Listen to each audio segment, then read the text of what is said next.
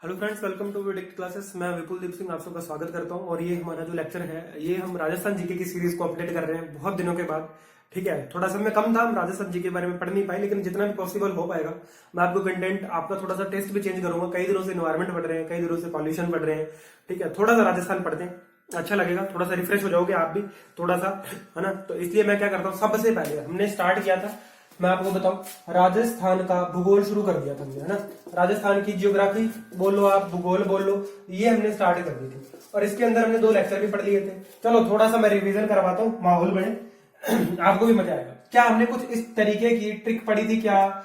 शशि सागर झरनी मामू पढ़ी थी क्या?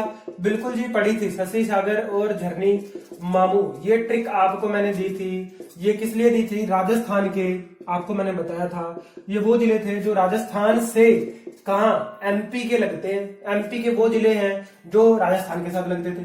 क्या हमने इस लेक्चर के अंदर बात करी थी कि राजस्थान की स्थलीय सीमा, स्थलीय सीमा मतलब अगर आपकी लैंड बाउंड्री की बात करूं मैं, लैंड बाउंड्री जो राजस्थान की है वो कितना किलोमीटर एरिया के अंदर है? 5920 किलोमीटर हमने पढ़ा था। ये आपकी टोटल राजस्थान की क्या लैंड बाउंड्री है। जो आपकी इंटरनेशनल कितनी है? इंटरनेशनल का मतलब अंतरराष्ट्रीय। अंतरराष्ट्रीय कितनी टच होती है किसी दूसरी कंट्री के साथ? इंटरनेशनल बाउंड्री भी मैंने आपको बताई थी, वो आपकी कितनी थी? 1000 कितनी, 70 किलोमीटर। 1070 किलोमीटर आपकी क्या थी? मैं चेक कर लेता हूं, मेरे भी आंकड़े ज्यादा गड़बड़ ना हो गए हो। ठीक है जी, चेक कर लेता हूं, बिल्कुल सही 1070 किलोमीटर ही है और 5920 ही है। 1070 किलोमीटर आपकी वो बाउंड्री थी जो कहां टच कर रही थी? पाकिस्तान के साथ टच कर रही थी। हमने बहुत सारे पाकिस्तान के भी जिले याद करे थे। हमने ये भी याद किया था कि सबसे ज्यादा आपकी किसकी टच कर रही थी? जैसलमेर की, है ना। जैसलमेर की अगर मैं स्थलीय सीमा की बात करूं, वो पाकिस्तान के साथ सबसे ज्यादा टच कर रही थी। क्या आपको मैंने पंजाब के साथ टच करने वाले जिलों के नाम बताए थे? बिल्कुल बताए थे, मैंने एफ और एम बताया था। पंजाब के जो थे वो एफ और एम थे। हमारे कौन से थे? गंगानगर और हनुमानगढ़, राजस्थान। ठीक है जी, राजस्थान के ये 2 थे। और एफ और एम उनके कौन से थे? फाजिलका पंजाब के, और दूसरा कौन सा? मुक्तसर। बात समझ में आई क्या? मुक्तसर। चलिए जी, क्या हमने यूपी के साथ लगने वाले भी पढ़े थे क्या? मैंने आपको ट्रिक दी थी, आम। उनके कौन से थे? आगरा और मथुरा। चलिए जी, 2 जिले ये भी हो गए। इनके अलावा क्या मैंने आपको ये भी बताया था कि हमारे राजस्थान के उधर कितने जिले लगते हैं? तो आपने क्या याद किया? क्या धौलपुर। क्या आपने याद किया था? क्या भरतपुर। बिल्कुल, ये सारा कुछ हमने पढ़ा था लास्ट लेक्चर्स के अंदर। हमने ये सारी चीजों की स्टडी कर ली थी। अब अपने ना थोड़ा सा राजस्थान का भौतिक स्वरूप की तरफ चलते हैं, और मैं आपको थोड़ा सा राजस्थान का भौतिक स्वरूप बताता हूं और आपको समझ में भी आएगा, अच्छा भी लगेगा। ठीक है जी, चलिए बात करते हैं राजस्थान के भौतिक स्वरूप की कि क्या कुछ है राजस्थान के भौतिक स्वरूप के अंदर। सबसे पहले अगर मैं बात करूं तो राजस्थान के भौतिक स्वरूप को कितने पार्ट्स के अंदर डिवाइड किया गया है। जो डिवाइडेशन है ना राजस्थान के भौतिक स्वरूप मतलब जियोग्राफिकल, अगर आप क्या देख रहे हो, जियोग्राफिकल पार्टीशन कर रहे हो ना राजस्थान का। ठीक है, राजस्थान का जियोग्राफिकल पार्टीशन करें हम तो इसके 4 पार्ट्स बनते हैं। डिवाइडेशन कितने पार्ट में किया गया? 4 पार्ट में किया गया। अब अगर मैं 4 पार्ट में अंदर पूरे एरिया को डिवाइड कर रहा हूं तो मेरा सबसे पहला कौन सा है? वो है आपका पश्चिमी मरुस्थलीय प्रदेश। ठीक है जी, पश्चिमी मरुस्थलीय प्रदेश सबसे ज्यादा क्षेत्रफल के अंदर यही फैला हुआ है, पश्चिमी मरुस्थलीय प्रदेश। ठीक है जी, यहां मैं लिखूंगा क्षेत्रफल और यहां मैं लिखूंगा जनसंख्या, और ये आपका क्या होगा? परसेंटेज के अंदर होगा। ठीक है जी, यहां पर क्या लिखा हुआ है? एरिया, और यहां क्या लिखी हुई है? पॉपुलेशन। ठीक है, पश्चिमी मरुस्थलीय प्रदेश डेजर्ट वाला एरिया ये आपका है 61.1%। बात समझ में आई। और यहां पर आपकी पॉपुलेशन कितनी निवास करती है भैया? 40% आपकी पॉपुलेशन निवास करती है। समझ गए जी।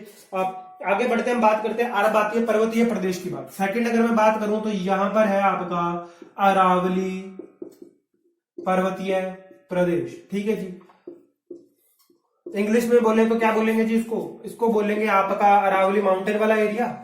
ठीक है जी, अरावली माउंटेन एरिया। देखो होता क्या है, जिसके अंदर अपन ने स्टडी करी हुई थी ना, उसी लैंग्वेज के अंदर अपने बोल पाते हैं। राजस्थान जीके की मेरे को भी इंग्लिश में कोई बुक मिली ही नहीं, वरना मैं पढ़ के इंग्लिश में पढ़ा था। अरावली माउंटेन एरिया ना, ये कितना आपका? ये आपका है 9% के आसपास। ठीक है जी, 9%। और यहाँ पर जनसंख्या कितनी निवास करती है? 10% जनसंख्या निवास करती है। चलिए तीसरे भाग की तरफ चलते हैं, और आपका तीसरा भाग है पूर्वी मैदानी प्रदेश। ठीक है जी, पूर्वी मैदानी प्रदेश। पूर्वी मैदानी प्रदेश का मतलब क्या? राजस्थान का जो मैंने आपको बताया था संरचना कैसी थी? रंबस जैसी थी क्या?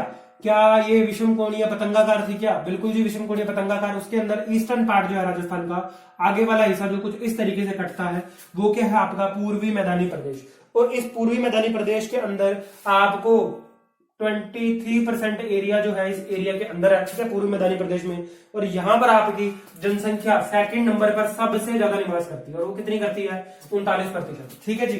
सबसे ज्यादा आपने देखा एरिया कौन सा था? 61.11% आपका पश्चिमी मरुस्थलीय प्रदेश, पॉपुलेशन आपकी 40%। यहां पर पूर्वी मैदानी प्रदेश के अंदर 23% आपका एरिया है और पॉपुलेशन कितनी है? 39% है। चलिए लास्ट चलते हैं दक्षिणी एवं दक्षिणी पूर्वी पठारी प्रदेश पे चलते हैं। दक्षिण एवं दक्षिणी पूर्वी पठारी प्रदेश, दक्षिणी पूर्वी पठारी प्रदेश। ठीक है जी। लास्ट बचा, टोटल कर लो, 100 में से घटा दो, आपका आ जाएगा। ठीक है जी। ये है कितना कितना बचेगा? 6.89%। पॉपुलेशन को जोड़कर देख लो कितने हो गए? 40 और 40 80 और 10 90, कितने बच गए? यहाँ पर 11 बच गए, 11%। ये आ गया जी आपका। ठीक है। ये कौन सा है? ये आपका प्लेटो वाला एरिया है। बात समझ में आ रही है क्या? जहां पर क्या है? पठार है, प्लेटो बोला जाता है पठार को। ये आपका कौन सा है? साउथ और साउथ ईस्टर्न एरिया। चलिए, इन 4 पार्ट के अंदर राजस्थान को क्या किया गया? डिवाइड किया गया। आपको लिखा हुआ दिख रहा है, बात समझ में आ रही है? मरुस्थलीय प्रदेश लिखा हुआ है आपको, क्षेत्रफल सबसे ज्यादा और पॉपुलेशन भी सबसे ज्यादा।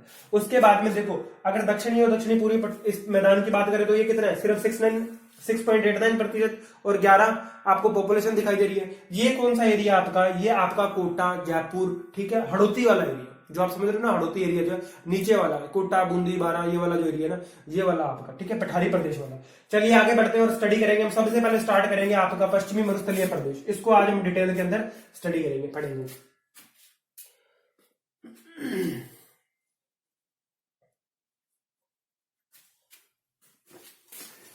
पश्चिमी मरुस्थलीय प्रदेश, इसे मैं नहीं मिटा रहा, बाकी मैं मिटा देता हूं। सबसे पहले तो आप ना देखो, ठीक है, आपने क्या हुआ, इन्वायरमेंट के अंदर हमने एक आध बार इन्वायरमेंट स्टडीज में डिस्कस भी किया था ना, मैंने आपको शायद डेजर्ट इकोसिस्टम के अंदर बताया था थोड़ा बहुत डेजर्ट के बारे में। चलिए यहां पर बात करते हैं। जो आपका ये मरुस्थल जो होता है, जो आपका डेजर्ट है, वो 3 प्रकार का है ना, 3 प्रकार का। उनके क्या क्या नाम रखे जाते हैं? सबसे पहले आपका आता है इर्ग प्रकार का मरुस्थल, फिर दूसरा आता है आपका इर्ग के बाद में रैग, और तीसरा आपका आता है, इसे बोला जाता है हममादा। ठीक है जी, हममादा बोला जाता है इसे। अच्छा जी, इर्ग प्रकार का रेगिस्तान जो है, इसकी प्रॉपर्टी क्या होगी आपकी? ये कैसा है? रेतीला है। रेतीला कहने का मतलब यहां पर पूरी कौन सी है? सैंड ही सैंड मिलेगी आपको। रैग कैसा है? ये आपका रेतीला प्लस कैसा है? पत्थरीला।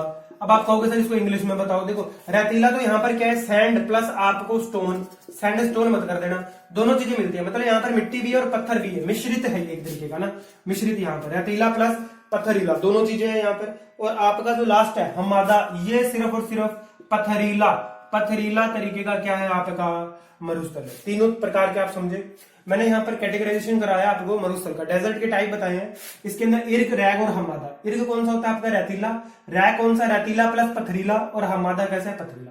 चलिए अब बात करते हैं हमारा जो पश्चिमी मरुस्थलीय प्रदेश है, राजस्थान वाला, जो आप पश्चिमी भाग देख रहे हो, जिसका आपने अभी अभी क्षेत्रफल कितना 61.11% पढ़ा, और पॉपुलेशन देखिए आपने, दुनिया की सबसे ज्यादा मरुस्थल के अंदर बढ़ने वाली पॉपुलेशन, पाई जाने वाली पॉपुलेशन, सबसे ज्यादा जो मरुस्थल में निवास करते हैं वो कौन से हैं आपके? भैया थार के मरुस्थल में दुनिया की सबसे ज्यादा पॉपुलेशन निवास करती है। क्यों?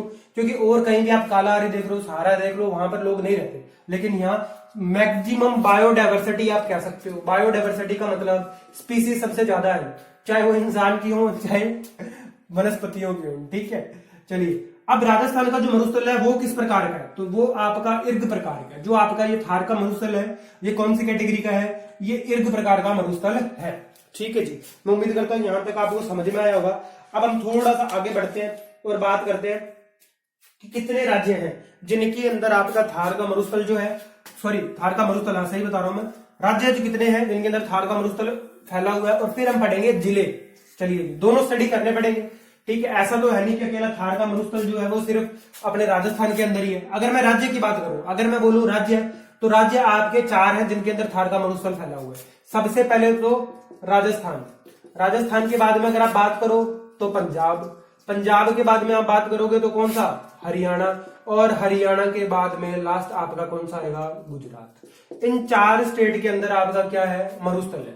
अब अगर एरिया की बात करें कि आपका जो ये थार का मरुस्थल है, एरिया वाइज अगर मैं बात करूं इंडिया के अंदर कितना है ये भी पूछा जा सकता है। तो आपको थोड़ा सा ये डेटा है सिर्फ याद रखना है, ठीक है जी। 58% जो क्षेत्रफल है थार के मरुस्थल का वो इंडिया के पास है, बाकी सारा पाकिस्तान के पास है। चलिए जी, राज्य की बात करूं, ये तो ये राज्य की बात, 4 राज्य है। और अगर मैं बात करूं जिलों की कि कितने जिले हैं जो प्रभावित है मरुस्थल से, तो वो आपके हैं 12+1। 12+1 मैंने क्यों लिखा, क्योंकि ये 12 जिले तो पूरी तरह से प्रभावित है, और आपका जो ये एक जिला है ना, ये आपको याद रखना है। और ये कौन सा है, सिरोही।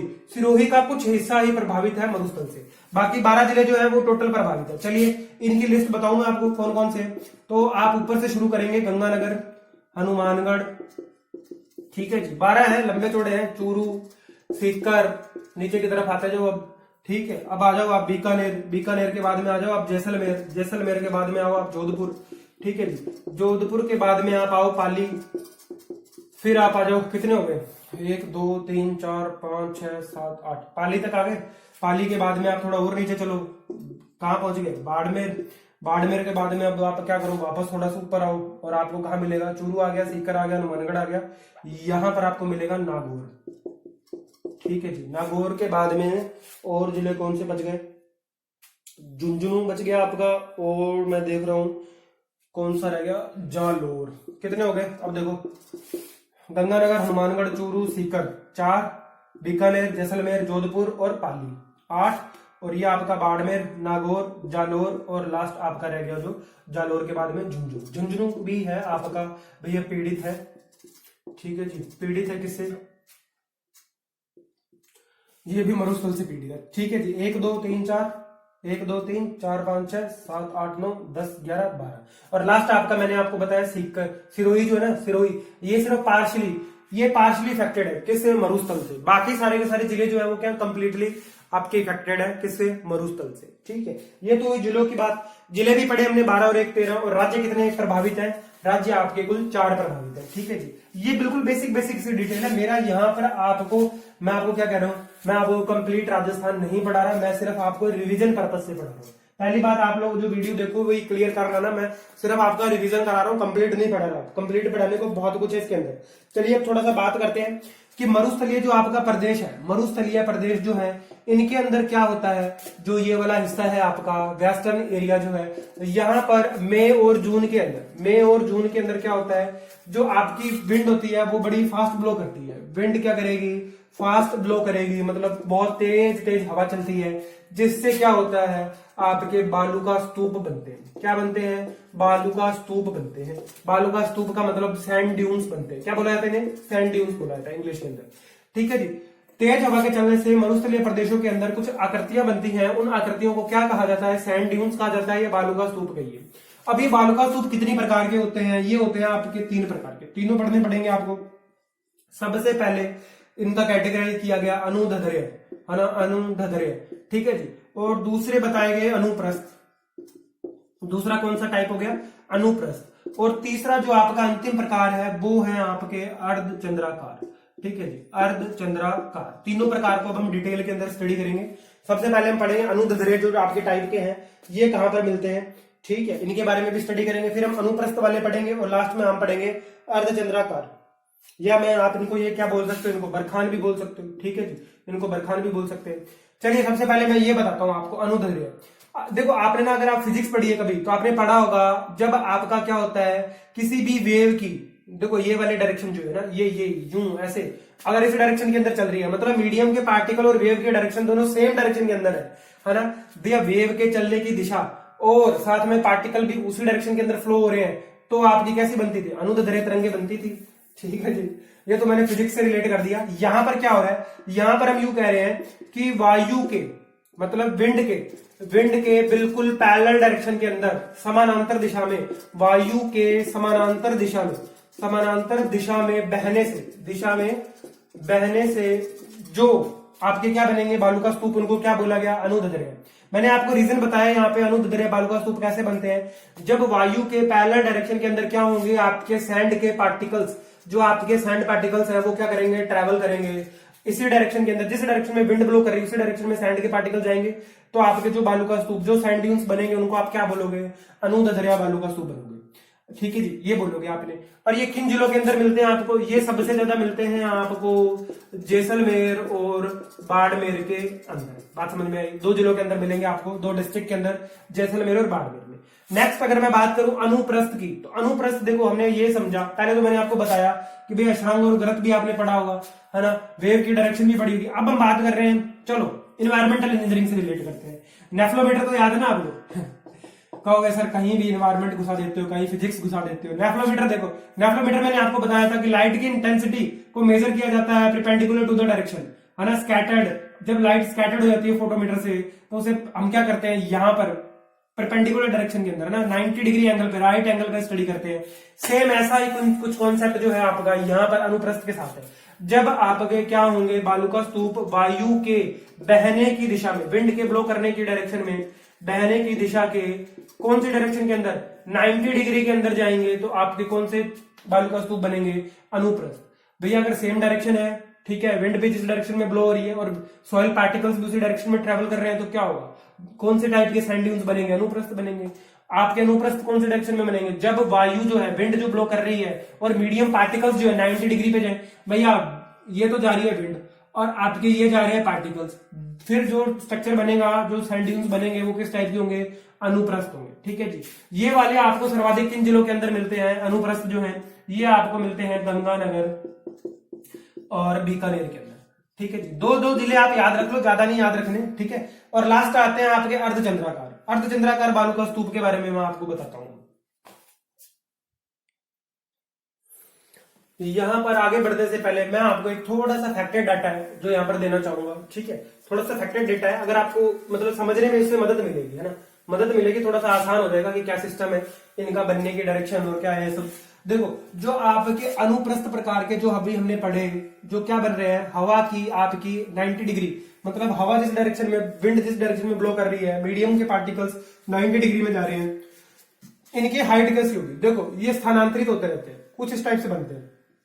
इनकी ये जो आपको हाइट मिलती है, ये 8 to 10 मीटर बनी होती है लगभग। ठीक है जी, अब आप कहोगे कि सर इनकी स्लोप किस डायरेक्शन में है? अगर ये उल्टे हैं, मतलब हवा के क्या हो रहे हैं, 90 डिग्री पे बन रहे हैं, तो इनकी स्लोप किस डायरेक्शन की है? तो इनकी अगर स्लोप की बात करूं मैं, तो ये आपकी किस डायरेक्शन के अंदर रहेगी, नॉर्थ के अंदर इनकी स्लोप है। ठीक है जी, नॉर्थ के अंदर, नॉर्थ डायरेक्शन के अंदर इनकी आपको दिशा मिलेगी। और थोड़ा सा क्या होते हैं, नॉर्थ के साथ साथ आपको इधर की तरफ, देखो मैं आपको एक्चुअल में स्ट्रक्चर जो है ना पूरा का पूरा 3D के अंदर है, कुछ इस टाइप से समझाता हूं। ये है, ये बन गया।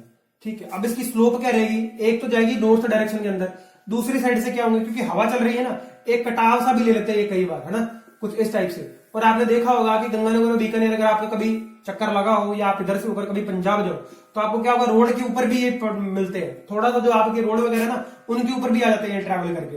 क्यों? क्योंकि इनकी डायरेक्शन जो है वो नॉर्थ के साथ साथ कौन सी रहती है, वेस्टर्न डायरेक्शन भी रहती है भैया, उत्तर पश्चिम, नॉर्थ वेस्ट के अंदर इनकी क्या है, डायरेक्शन। स्लोप आप बोलोगे ना, इनकी स्लोप जो है वो किस प्रकार की है, नॉर्थ वेस्ट के अंदर है, इसलिए आपको कई बार रोड के ऊपर भी ये पड़े हुए मिलते हैं। ठीक है जी, रेत जो है आपको रोड के ऊपर भी इकट्ठा हुआ मिलता है। ये थोड़ा सा फैक्टेड डेटा था अनुप्रस्थ प्रकार के। और लास्ट बात है अंतिम प्रकार के जो आपके धुरे हैं। ठीक है जी, ये कौन से, अर्धचंद्राकार। अर्धचंद्राकार के बारे में थोड़ी सी बात करते हैं, समझ में आ जाएगा आपको अभी। ये कौन से होते हैं, अगर मैं आपके मून को, ये तो है आपका मून पूरा, अगर मैं इसे क्या कर दूं, हाफ काट दूं, लो जी हाफ काट दिया मैंने, कुछ अलग ही तरीके से काट दिया, ये लो जी। अब इधर से भी मैंने क्या किया, ये हटा दिया, इसको यूं बना दिया मैंने, और यहां से क्या कर दिया, एक ऐसा बना दिया। ठीक है जी, ये आपकी जो शेप होती है ना, अर्धचंद्राकार इसे बोला जाता है, अर्धचंद्राकार शेप। ऐसे इस टाइप के जो आपके बालू का स्तूप है, ये कहां पे मिलेंगे भैया, अर्धचंद्राकार शेप के जो बालू का स्तूप है, कुछ नहीं, सिर्फ इनके अंदर आपको प्रॉपर्टी नहीं याद रखनी, सिर्फ इनके अंदर आपको आकृति याद रखनी है। आकृति याद रखनी है, कैसी है, आधे कटे हुए चंद्रमा के समान इनकी आकृति होती है। ठीक है, अर्धचंद्राकार नाम से पता चल रहा है, आधे कटे हुए चंद्रमा जैसी आकृति, चंद्रमा जैसी आकृति। मैं फिर से बता रहा हूं आपको, मैं आपको सिर्फ रिवीजन करा रहा हूं, अगर आपने पहले से पढ़ रखा है तो, वरना मैं आपको यहाँ पर कंप्लीट टॉपिक नहीं दे सकता क्योंकि बहुत लंबा टॉपिक है, जितना अंदर चलते चले जाए।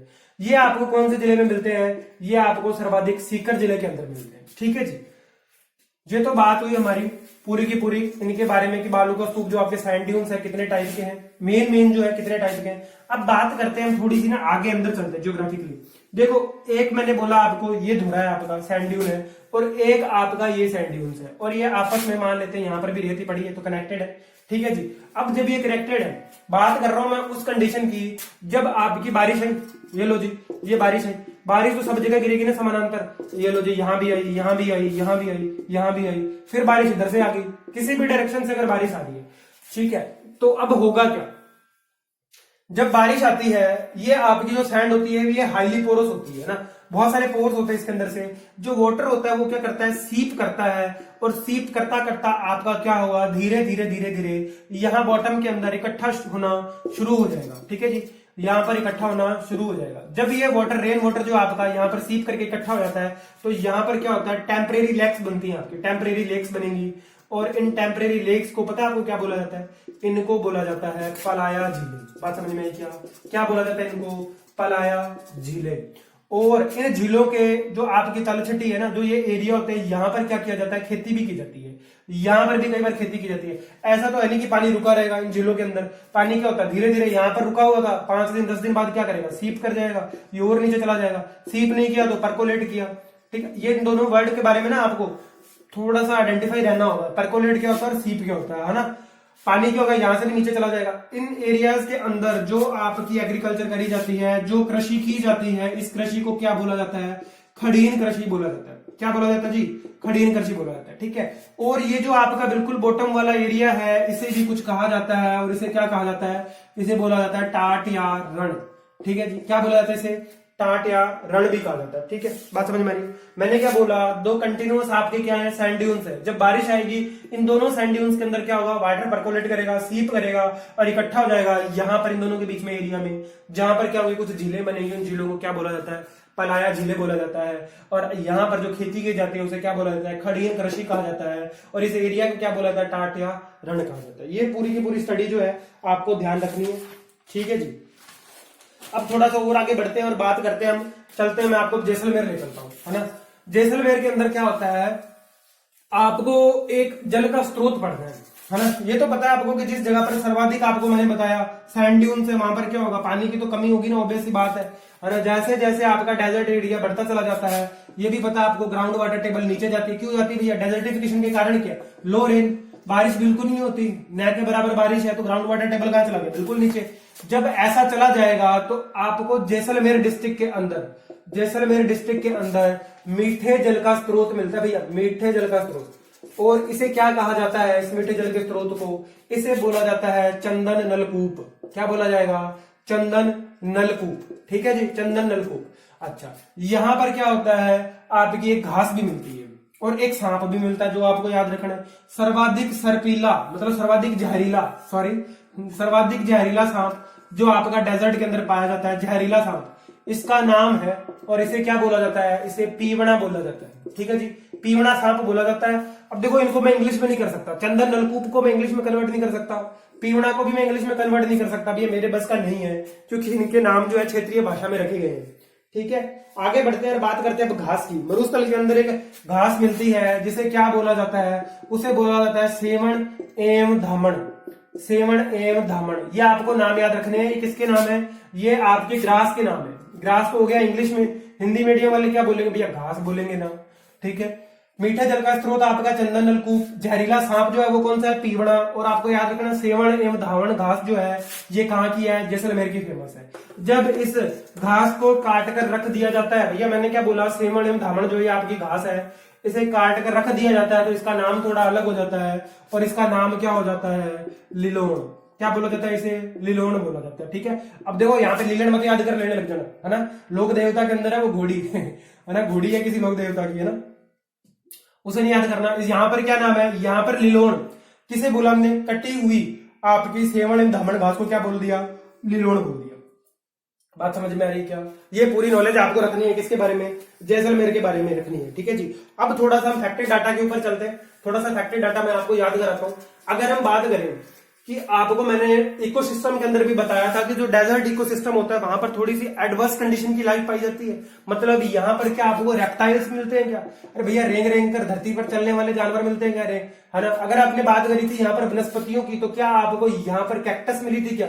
बिल्कुल ये कांटेदार झाड़ियां और ये सब मिला था। इकोसिस्टम के अंदर मैंने आपको ये पढ़ाया था। देखो यहाँ पर क्या होगा, यहाँ पर स्टडी करनी है आपको पश्चिमी मरुस्थलीय क्षेत्र के अंदर बात करनी है। अब आपको थोड़ी सी टेम्परेचर की और थोड़ी सी बात करते हैं हम तापांतर की भी। तापांतर का मतलब क्या है? टेम्परेचर डिफरेंस की बात कर रहा हूं मैं, ठीक है जी। किसकी बात कर रहा हूं? टेम्परेचर डिफरेंस की। ये टेम्परेचर डिफरेंस की अगर आप बात करो डेली बेसिस पे, अगर हम बात करें कि डेली टेम्परेचर डिफरेंस जो है आपको मैक्सिमम किस जिले के अंदर देखने को मिलता है, मैक्सिमम किस डिस्ट्रिक्ट के अंदर मिलता है, तो ये भैया आपको मिलता है कहां पर? जैसलमेर के अंदर। भैया दिन गर्म और रातें ठंडी, याद रखेंगे, दिन गर्म और रातें ठंडी।